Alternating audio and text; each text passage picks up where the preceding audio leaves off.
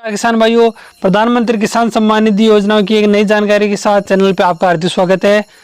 प्रधानमंत्री किसान सम्मान निधि योजना की आपको 20वीं किस्त 2 अगस्त 2025 को प्राप्त हो चुकी है। लगभग सभी किसान भाइयों को ये किस्त प्राप्त हो चुकी है जो इस योजना में पात्र थे।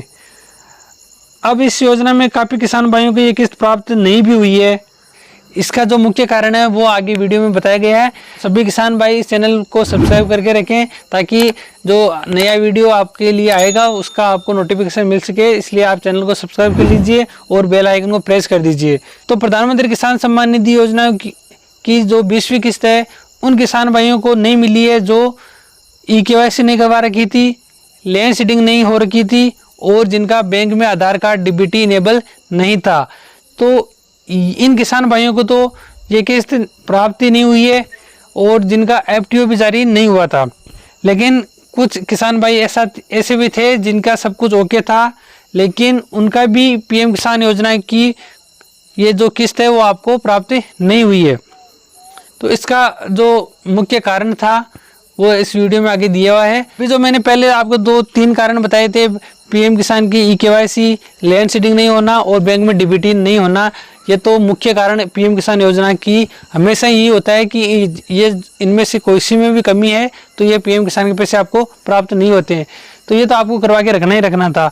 अब जिन किसान भाई को सब कुछ ओके था फिर भी किस्त नहीं आई, उनके जो मुख्य जो कारण है वो मैं आपको बता देता हूँ कि जिन किसान भाइयों ने अभी जो नए फॉर्म भरे थे, साल 2 साल 3 साल जब भी आपने फॉर्म पहले भरे थे, विरासत से आपने जो फॉर्म भरे थे, कौन से फॉर्म, जो आपके इनहेरिटेंस और विरासत से जो आपकी ज़मीन प्राप्त हुई थी वो जो फॉर्म भरे गए थे, अगर आपने फॉर्म भरते समय उसमें विरासत सेलेक्ट नहीं करके अपना जो प्रीवियस ओनर है वो आपने नहीं भरा था, उसका आधार कार्ड उसमें अटैच नहीं किया था, तो उन सभी जितने भी आवेदन आपके द्वारा किए थे वो अप्रूवल होके आपको एक्टिव स्टेज में थे, उनको एज ए संदिग्ध मानते हुए ये किस्त उनको रोकी हुई है। क्योंकि इसमें जो PM किसान योजना है उसमें 1 फरवरी 2019 एक कट ऑफ डेट है। उसके बाद में सिर्फ और सिर्फ विरासत से ही आप इस योजना में पात्र हो, अन्यथा और किसी माध्यम से अगर आपके नाम जमीन हुई है तो आप पात्र नहीं हो। तो ऐसे केस उन्होंने सेलेक्ट किए हैं, सॉफ्टवेयर से सेलेक्ट किए हैं जिन्होंने अभी जो नए फॉर्म भरे थे और उन्हें विरासत के अलावा किसी और ऑप्शन सेलेक्ट करके और ये आवेदन भर दिया था और उसके बाद जांच अप्रूवल हो चुके थे।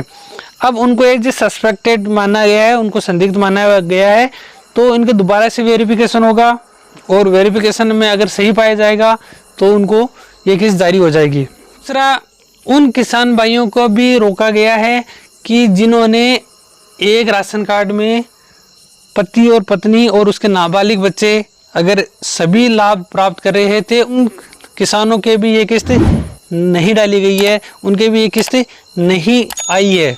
क्यों नहीं आई है? क्योंकि PM किसान सम्मान निधि योजना की एक शर्त है कि पति पत्नी और नाबालिग बच्चा एक परिवार की इकाई है और उनमें से सिर्फ और सिर्फ परिवार के एक सदस्य को ही पैसा मिलेगा।